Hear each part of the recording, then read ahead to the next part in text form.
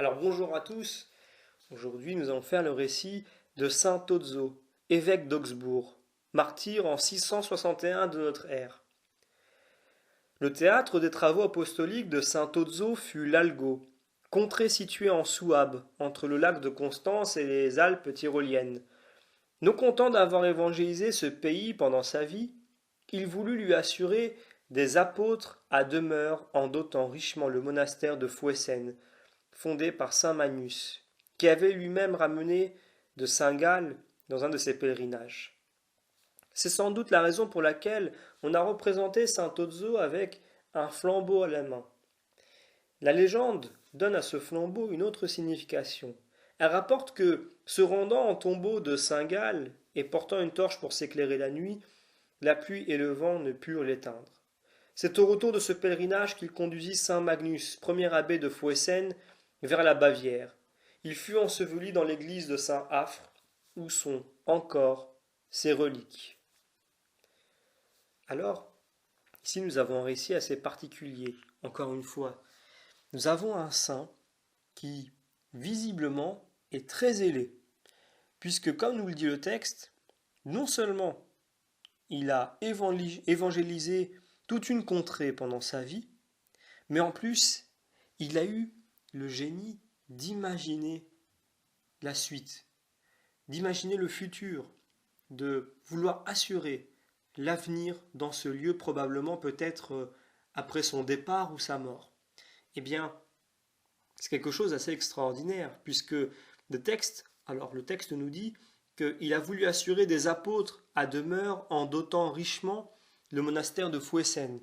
Alors, il y a la possibilité de pouvoir interpréter cette phrase de plusieurs façons. Alors moi, je vais en prendre deux façons, et ça sera la morale de notre histoire. Nous, en tant que chrétiens aujourd'hui, nous nourrissons de la parole. Alors, je prends le terme parole au sens très large du terme. Donc ça englobe à la fois la parole de Dieu au sein de la Bible, que nous méditons, que nous ressassons. Quelquefois, nous faisons aussi la lectio divina, que nous entendons à la Sainte Messe par le prêtre, mais aussi la Sainte Eucharistie. Donc, cette sainte communion avec le corps du Christ qui est la parole.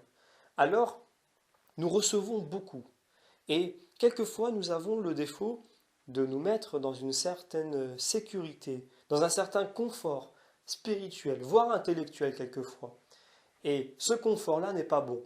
La parole de Dieu, tout ce qu'elle peut produire en nous, eh bien, doit absolument servir notre relation de charité avec Dieu et notre prochain. Plutôt d'amour, d'amitié avec Dieu et aussi donc de charité avec notre prochain. Alors, nous devons, en tant que chrétiens, quand nous avons reçu de la part de Dieu ces dons, cette compréhension, eh bien, nous devons pouvoir la transmettre. Nous devons pouvoir nous dire que plus tard, il faut qu'il y ait des personnes qui puissent transmettre leur foi, s'occuper de l'Église, former, évangéliser, etc. Donc il faut penser à cet héritage spirituel qu'il faut transmettre. Et il y a la deuxième façon dont on peut comprendre ce texte, pour le prendre comme une morale, c'est effectivement l'apport matériel. Évidemment, l'Église qui est terrestre aujourd'hui, donc je parle de l'Église militante qui vit sur terre, elle est à la fois spirituelle, mais elle est aussi matérielle. Il y a une réalité matérielle. Et il ne faut pas oublier que pour que notre Église ait de l'avenir, donc je parle de l'Église vraiment en tant que structure, il ne faut pas hésiter à mettre soit la main à la pâte, plutôt la main à la poche, pardon, soit d'aller soi-même aider l'Église matériellement.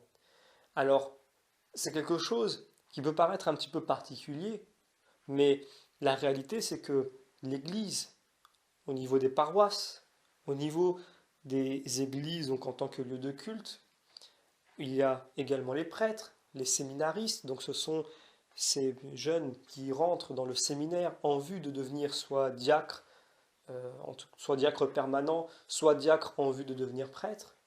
Eh bien, il y a un certain coût. Et quelquefois, l'Église a des difficultés financières dans certains lieux où la foi a peut-être baissé et qu'il n'y a peut-être pas assez de dons. Et on se retrouve quelquefois à s'inquiéter, entre guillemets. On ne s'inquiète pas tellement, puisqu'on sait que Dieu est quand même derrière tout cela et qu'il va nous aider. Mais on perd peut-être du temps à, à retrouver des fonds pour pouvoir soit restaurer une église, parce que bien malgré nous, elle se détériore, ou alors tout simplement elle se salit, et il faut aussi pouvoir faire de la maintenance. Eh bien, des fois on perd un peu de temps à trouver des fonds, à nous demander comment est-ce qu'on va faire pour sauver cette église, à nous demander comment on va faire pour construire une église aussi. Il n'y a pas seulement ce tableau où il y a des lieux où la foi manque, il y a aussi des lieux où la foi renaît, où la foi grandit. Et il n'y a pas forcément toujours les moyens pour créer une paroisse, créer une église. Et il n'y a pas aussi les moyens forcément spirituels, donc des prêtres. Il faut demander à Dieu qu'il nous donne de bons prêtres et de saints prêtres pour pouvoir assurer la suite, pour pouvoir assurer le sacerdoce, pour pouvoir assurer qu'il y ait des personnes qui continuent à vouer leur vie afin que nous ayons la messe, que nous ayons des prêtres qui puissent mener ce troupeau, eux qui sont des pasteurs aussi. Alors, pour toutes ces choses dont nous avons besoin continuellement, parce que la vie continue d'avancer et nous sommes continuellement en train d'avancer, de marcher. Et forcément, celui qui ne marche pas, c'est quelqu'un qui recule. Ce n'est pas quelqu'un qui est à l'arrêt. Et l'Église est en perpétuel mouvement. Elle est en perpétuelle croissance et décroissance dans certains lieux, mais c'est selon ce que l'Esprit Saint a décidé.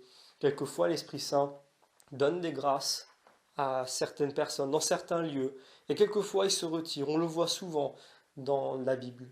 Alors, il faut demander à Dieu que déjà de nous donner de ne pas nous donner ce penchant, de nous empêcher nous-mêmes de tomber dans ce penchant qui est ce confort intellectuel, des fois de comprendre les Saintes Écritures pour soi-même et de le garder, et de ne pas le mettre à profit, déjà dans un premier temps dans notre relation d'amour, d'amitié avec Dieu et de charité avec notre prochain, mais également dans le service pratique.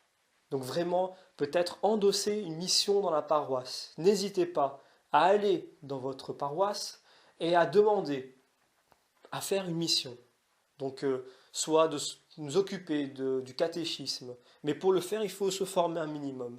De nous occuper de l'éveil à la foi, de l'aumônerie, de préparation au mariage, préparation au baptême, accompagnement des fiançailles, accompagnement, préparation au mariage, également l'accompagnement des personnes qui sont en deuil, etc., etc.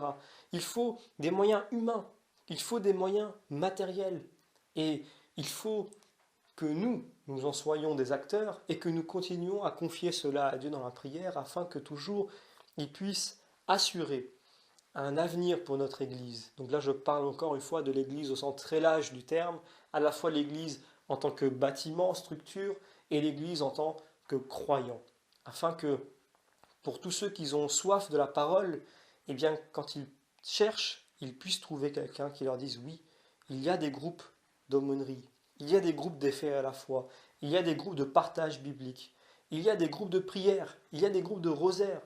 Tu peux venir faire grandir ta foi ici. Et non pas quelqu'un qui soit perdu, ne trouve pas finalement d'église ou trouve une église fermée parce qu'il n'y a pas assez de prêtres pour pouvoir s'occuper des clochers, etc. Donc, quand nous agissons dans le jour présent, ayons toujours aussi une, dans un coin de l'esprit une idée de ce que pourrait être l'avenir pour pouvoir l'anticiper. Évidemment, il faut que cette attitude reste marquée de la confiance en Dieu. Il faut avoir confiance en Dieu, mais avoir confiance en Dieu, ce n'est pas tout laisser sur le dos de Dieu. Ce n'est pas non plus lui forcer la main. C'est toujours dans la juste mesure. Je prends toujours cet exemple pour l'expliquer, l'exemple des apôtres. Eh bien, les apôtres savaient qu'ils avaient une mission d'évangélisation. Ça ne les a pas poussés, d'une part, à s'endormir sur leur laurier en se disant de toute façon, Dieu va agir, et puis quoi que je fasse, de toute façon, la volonté de Dieu sera faite. Et d'une autre part, les apôtres ne sont pas venus face à leurs ennemis en disant bon bah allez-y, essayez de nous atteindre. De toute façon, vous ne pouvez rien faire contre nous, Dieu est avec nous. Vous voyez, donc dans la vie chrétienne, c'est toujours le juste milieu. Il faut s'inquiéter quand même, mais dans la prière, non pas s'inquiéter dans le sens, c'est peut-être pas un bon terme que j'utilise, non pas dans le sens profane, mais penser à l'avenir, mais en même temps avoir confiance en Dieu.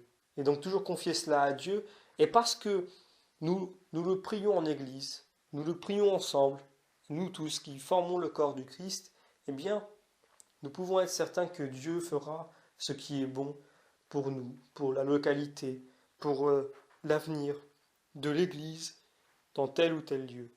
Alors n'hésitons pas à demander ce zèle et cette intelligence à saint Ozo, évêque d'Augsbourg.